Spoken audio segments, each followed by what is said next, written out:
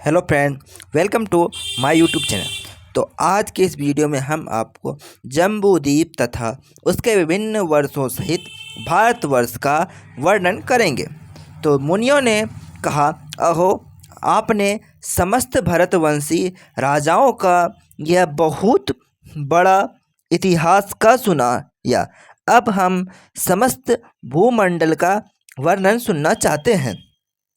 जितने समुद्र, द्वीप, वर्ष, पर्वत, वन, नदियाँ तथा पवित्र देवताओं के स्थान हैं, समस्त भूतल मान जितना बड़ा है, जिसके आधार पर यह टिका हुआ है तथा जो इसका उपादान कारण है, वह सब यथारूप से बतलाइए।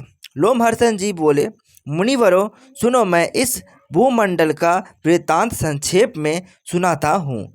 जम्बू, प्लक्ष, साल्मस, कुश, कौष्ट, शाक तथा पुष्कर ये 7 द्वीप हैं, जो क्रमशः लवण, इक्षुरस, सुरा, वृत्त, दधि, दुग्ध तथा जल रूप 7 समुद्र से घिरे हुए हैं। इन सब के बीच में जम्बूद्वीप की स्थिति है। उसके मध्य भाग में सुवर्णमय मेरु पर्वत है, जिसकी ऊंचाई 84,000 योजन है। वह पृथ्वी के भीतर 16,000 योजन तक चला गया है तथा उसके शिखर की ऊंचाई 32,000 योजन है। उसके मूल का विस्तार 16,000 योजन है। वह पर्वत पृथ्वी रूपी कमल की कर्णिका के रूप में स्थित है। उसके दक्षिण में हिमवान, हेमकूट और निषद पर्वत है तथा उत्तर में नील श्वेत और श्रृंगवान गिरी हैं। मध्य के 2 पर्वत हैं, निषद और नील, 1-1 लाख योजन लंबे हैं। शेष पर्वत क्रमशः 10-10 हजार योजन छोटे छोटे होते गए हैं। इन सब की ऊंचाई और चौड़ाई 2-2 हजार योजन है। मेरु के दक्षिण में भारतवर्ष है, उससे उत्तर किमपुरुष पर्व है तथा उससे भी उत्तर हरिवर्ष है। इसी प्रकार मेरु के उत्तर भाग में सबके अंत में रम्यक वर्ष, उससे दक्षिण हिरण्यमय वर्ष तथा उससे भी दक्षिण उत्तर कुरु है। इन 6 वर्षों के बीच इलावृत वर्ष है, जिससे मध्य भाग में सुवर्णमय ऊंचा मेरु पर्वत खड़ा है। यह वर्ष मेरु के चारों ओर 9,000 योजन तक फैला हुआ है। उसमें मेरु से पूर्व उत्तरांचल, दक्षिण में गंधमादन, पश्चिम में विपुल तथा उत्तर में सुपाश्चर्य पर्वत की स्थिति है। इन चारों पर्वतों पर क्रमशः कदम्ब, जम्बू, पीपल और वट ये 4 वृक्ष हैं, जो 1100 योजन के विस्तार हैं। वे वृक्ष उन पर्वतों की ध्वजा के रूप में सुशोभित है। वह जम्बू वृक्ष ही इस द्वीप के जम्बूद्वीप नाम पड़ने का कारण है। उसके फल विशाल गजराज के बराबर होते हैं कि गंधमादन पर्वत पर सब और गिरकर फूट जाते हैं। उनके रस से वहाँ जम्बू नाम की नदी बहती है। वहाँ के निवासी उसी नदी का जल पीते हैं। उसके पीने से लोगों के शरीर और मन स्वस्थ रहते हैं।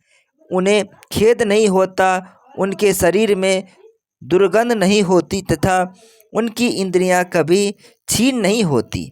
जम्बू के रस को पाकर उस नदी के तट की मिट्टी जम्बू नद नामक सुवर्ण के रूप में परिणत हो जाती है, जो सिद्धि के आभूषण के काम आती है। मेरु से पूर्व भद्राश्व और पश्चिम में कितुमाल वर्ष है। इन दोनों के बीच में इलावृत है। मेरु के पूर्व में चैत्ररथ, दक्षिण में गंधमादन पर्वत, पश्चिम में वैभाज्र तथा उत्तर में नंदवन है। इसी प्रकार भिन्न भिन्न दिशाओं में अरुणोद, महाभद्र, अतिशोध तथा मानस ये 4 सरोवर हैं जो सदा देवताओं के उपभोग में आते हैं। सांतवान, चक्रकुंज, कुररी, माल्यवान तथा वैंककू आदि पर्वत मेरु के पूर्व भाग में केसार जल के रूप में स्थित हैं। त्रिकूट, सिरीर, पतंग रुचक तथा निषद आदि दक्षिण भाग के केसर पर्वत हैं। सिकिवास, वैदूर्य, कपिल, गंधमादन, जारूदी आदि पश्चिम भाग के केसराजल, शंखकूट, ऋषभ, हंसनाग तथा कालांचर आदि अन्य पर्वत उत्तर भाग के केसराचल है। मेरुगिरी के पर्वत 14,000 योजन के विस्तार वाली एक विशाल पुरी है जो ब्रह्मा जी की सभा कहलाती है। उसमें सब और 8 दिशाओं के विदिशाओं में इंद्र आदि लोकपाल के विख्यात नगर हैं। भगवान विष्णु के चरणों से निकलकर चंद्रमंडल को आप्लावित करने वाली गंगा ब्रह्मपुरी के चारों ओर गिरती है। वहाँ गिरकर वे 4 भागों में बढ़ जाती है। उस समय उनके क्रमशः सीता, अलकनंदा, चक्षु, भद्रा नाम होते हैं। पूर्व और सीता एक पर्वत से दूसरी पर्वत पर होती हुई पूर्ववर्ती भद्राश्व के मार्ग से समुद्र में जा मिलती है। इसी प्रकार अलकनंदा जगथिन पथ से भारतवर्ष में आती और वहाँ 7 भेदों में विभक्त होकर समुद्र में मिल जाती है। चक्षु की धारा पश्चिम के संपूर्ण पर्वतों को लांघकर केतुमाल वर्ष में आती और समुद्र में मिल जाती। इसी प्रकार भद्रा उत्तरी गिरी तथा उत्तर कुरु को लांघकर उत्तर समुद्र में मिलती है। माल्यवान और गंधमादन पर्वत नीलगिरी से लेकर निषद पर्वत तक फैले हुए हैं। उन दोनों के मध्य भाग में मेरु कर्णिका के आकार में स्थित है। भारत, केतुमल, भद्राश्व तथा कुरु ये द्वीप लोक रूपी कमल के पत्र हैं। जठर और देवकूट ये 2 मर्यादा पर्वत हैं। ये नील से निषद पर्वत तक उत्तर दक्षिण फैले हुए हैं। ये दोनों मेरु के पश्चिम भाग में पूर्ववत स्थित है। त्रिशृंगा और जारूधी ये उत्तर दिशा के वर्ष पर्वत हैं जो पूर्व से पश्चिमी और समुद्र के भीतर चले गए हैं। ब्राह्मणों, इस प्रकार मैंने मर्यादा पर्वतों का वर्णन किया जो मेरु के चारों ओर 2-2 करके स्थित हैं। मेरु के पर्वत सब और केसर पर्वत बतलाए गए हैं। उनकी गुफाएं बड़ी मनोहर हैं जिनमें सिद्ध और चारण निवास करते हैं। वहाँ सुरम्य वन और नगर हैं। लक्ष्मी, विष्णु, अग्नि, सूर्य तथा इंद्र आदि देवताओं के बड़े बड़े मंदिर हैं जो किन्नरों से सेवित हैं। उन पर्वतों की रमणीय गुफाओं में गंधर्व, यक्ष, राक्षस, दैत्य तथा और दानव दिन रात विहार किया करते हैं। वे पर्वत इस पृथ्वी के स्वर्ग माने गए हैं। वहाँ धर्मात्माओं का निवास है। पापी मनुष्य सैकड़ों जन्म धारण करने पर भी वहाँ नहीं जा सकते। भद्राश्व वर्ष में भगवान विष्णु हयग्रीव रूप से विराजमान है। केतुमाल में वाराह, भारतवर्ष में कच्छप तथा उत्तर कुरु में मत्स्य रूप धारण करके रहते हैं। सर्वेश्वर भगवान श्री हरि सर्वस्वरूप हैं तथा विश्व रूप में वे सर्वत्र सुशोभित होते हैं। अखिल जगत स्वरूप भगवान विष्णु सबके आधारभूत हैं। किंबु पुरुष आदि जो 8 वर्ष हैं उनमें शोक, आयास, उद्वेग तथा क्षुधा का भय आदि दोष नहीं है। वहाँ की प्रजा सब प्रकार से स्वस्थ, निर्भय तथा सब प्रकार के दुखों से रहित, उन सब की स्थिर आयु 10-10 हजार 12,000 वर्षों तक होती है और वर्षों तक होती है। इन स्थानों में पृथ्वी के क्षुधा, पियासा आदि अन्य दोष भी नहीं प्रकट होते हैं। इन सभी वर्षों में 7-7 कुल पर्वत हैं जिनसे सैकड़ों नदियां प्रकट हुई हैं। समुद्र के उत्तर और हिमालय के दक्षिण जो देश हैं उसका नाम भारतवर्ष है।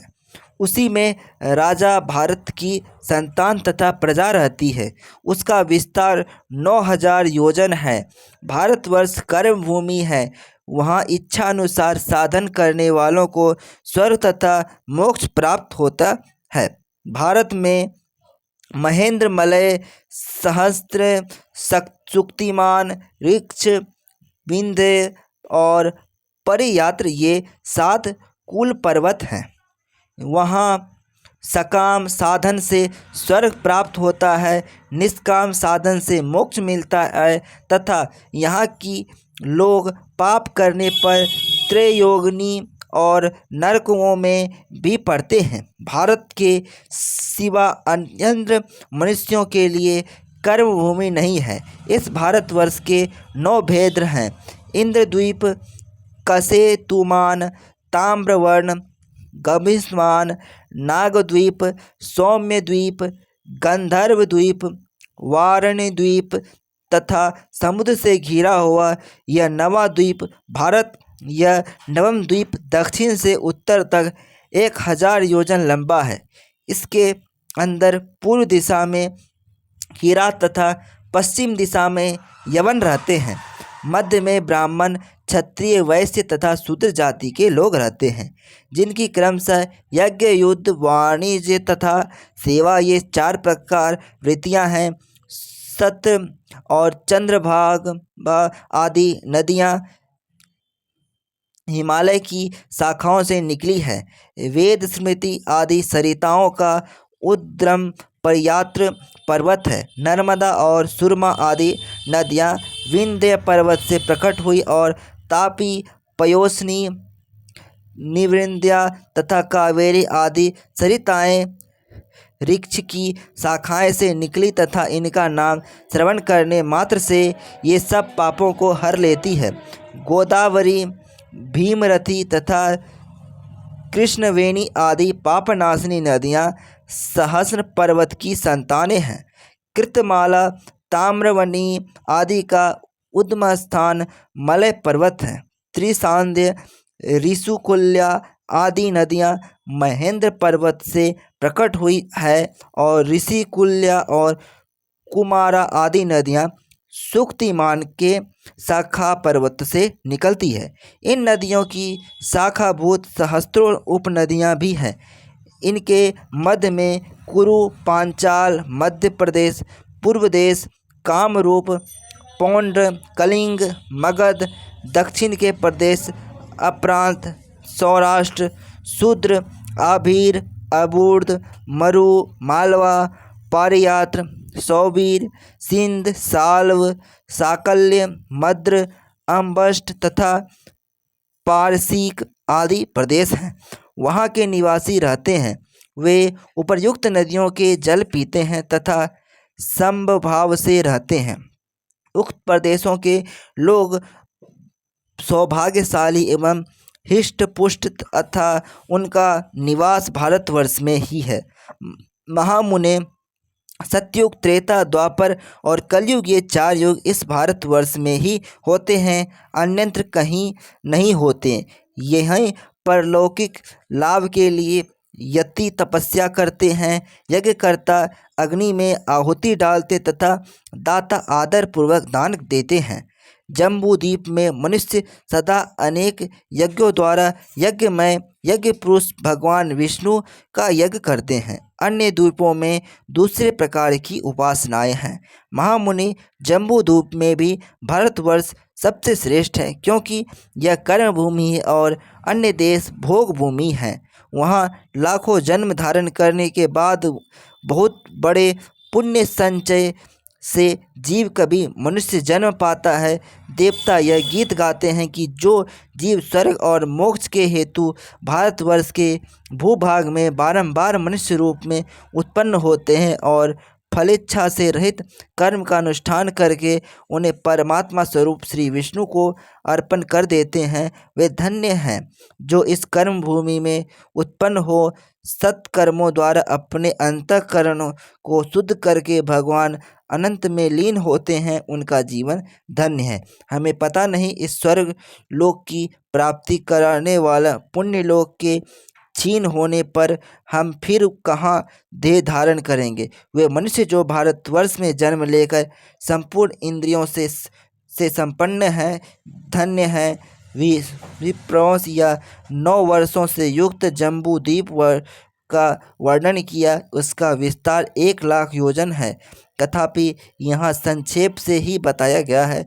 जम्बूद्वीप को तथा गोलाकार में चारों ओर से घेरकर खारे पानी का समुद्र स्थित है। उसका विस्तार भी 1 लाख योजन है। तो फ्रेंड्स, आप लोगों को ये वीडियो कैसा लगे ज़रूर बताइएगा। Thanks for watching.